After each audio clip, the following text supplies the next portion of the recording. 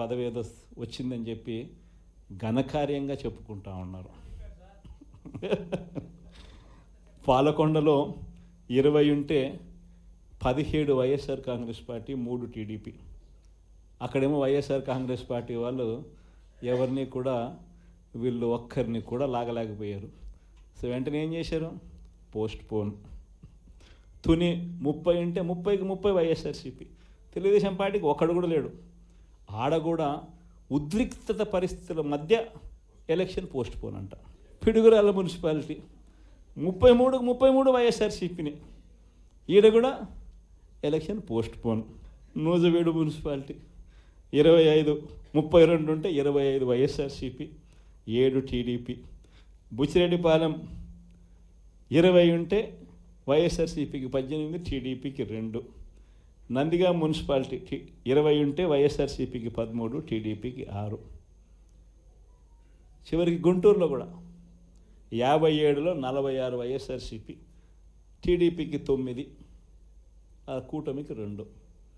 దీంట్లో కూడా అవిశ్వాసం పెడతారంట, మేయర్ని దింపేస్తారంట, ఫలానోడు ఇంకొకడు అని చెప్పి మేయర్ పేరు కూడా అనౌన్స్ చేస్తున్నారు. నిజంగా ప్రజాస్వామ్యం అనేది ఎక్కడుంది అని అడుగుతా ఉన్నా. ఇదే మీ అందరికీ గుర్తుందా? ఇవన్నీ ఎలక్షన్లన్నీ, ఇవన్నీ లోకల్ బాడీ ఎలక్షన్స్ మన ప్రభుత్వం ఏర్పడ్డాక 3 సంవత్సరాల తర్వాత జరిగింది. అంటే కోవిడ్ నుంచి బయటపడిన తర్వాత ఎన్నికలు జరిగాయి.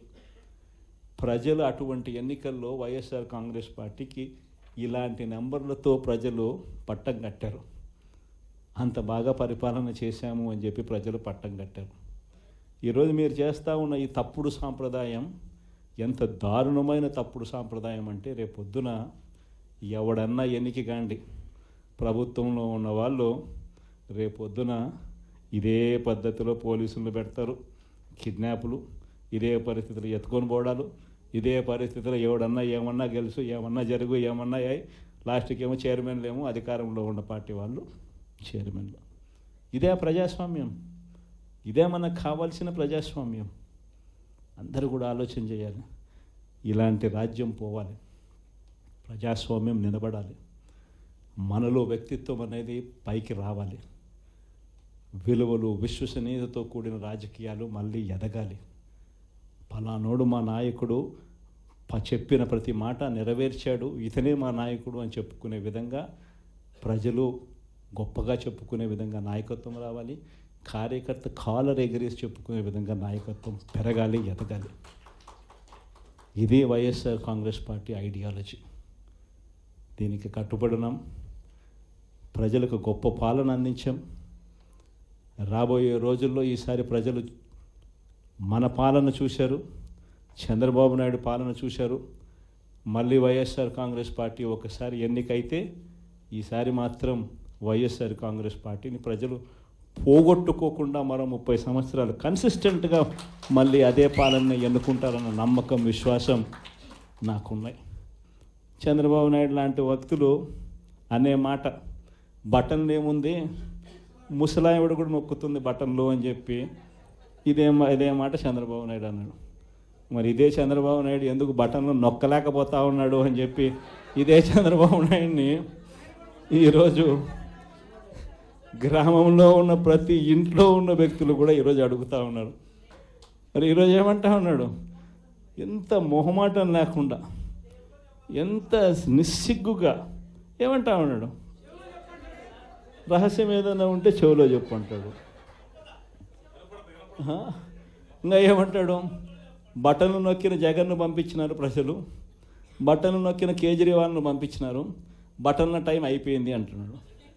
అంటే మొహమాటం లేకుండా నిస్సిగ్గుగా ఇంత దారుణంగా అబద్ధాలు చెప్పి మోసం చేసి అధికారంలోకి వచ్చిన వ్యక్తిని, ఈ వ్యక్తిని చీటర్ అంటామా? 420 కేసు పెట్టాల్సిన కేసు కాదా ఇది అని చెప్పి అడుగుతా ఉన్నా. మేము అందరం కలిసికట్టుగా ఈ ప్రభుత్వాన్ని గట్టిగా బంగాళాఖాతంలో కలిపే పరిస్థితిలోకి తీసుకొని పోవాలి.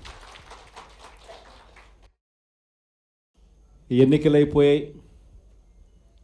దాదాపుగా 9 నెలలు కళ్ళు మూసుకొని కళ్ళు తెరిచేసరికి అప్పుడే 9 నెలలు గడిచిపోయింది. నిజంగా 2019 నుంచి 2024 మన ప్రభుత్వం ఉన్నప్పుడు, అంటే వైఎస్ఆర్సిపి జగన్ 1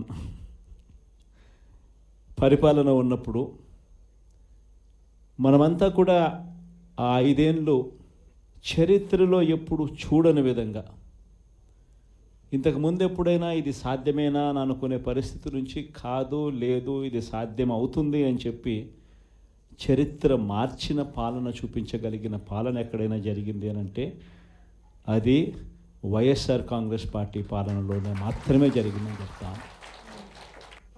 ఈరోజు పరిస్థితి ఏమిటి అని చెప్పి ఒక్కసారి చూస్తే, నేను చెప్పిన ప్రతి అంశంలో కూడా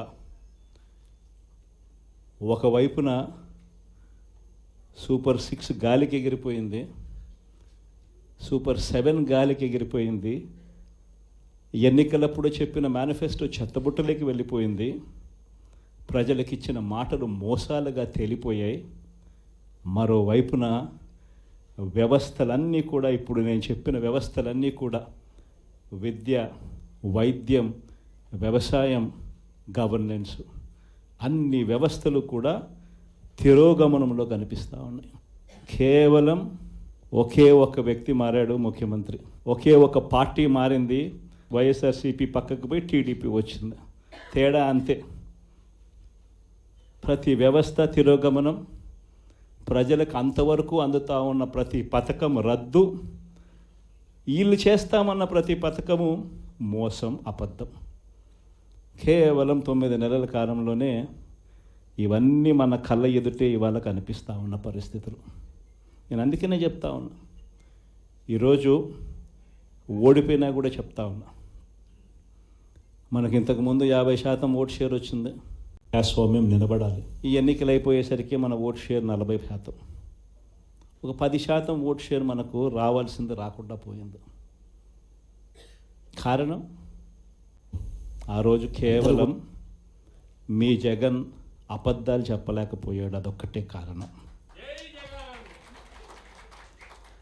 కానీ నేను చెప్తా ఉన్నా, మీ జగన్ అబద్ధాలు చెప్పలేకపోయాడు కాబట్టి అధికారానికి మనం దూరం అయ్యాం. కానీ అధికారానికి దూరం అయినా కూడా మీ జగన్ మీ గుండెల్లోనూ మీ మనసుల్లోనూ లీడర్ అంటే ఇలా ఉండాలి అని చెప్పి మాత్రం ముద్ర వేయగలిగాడు.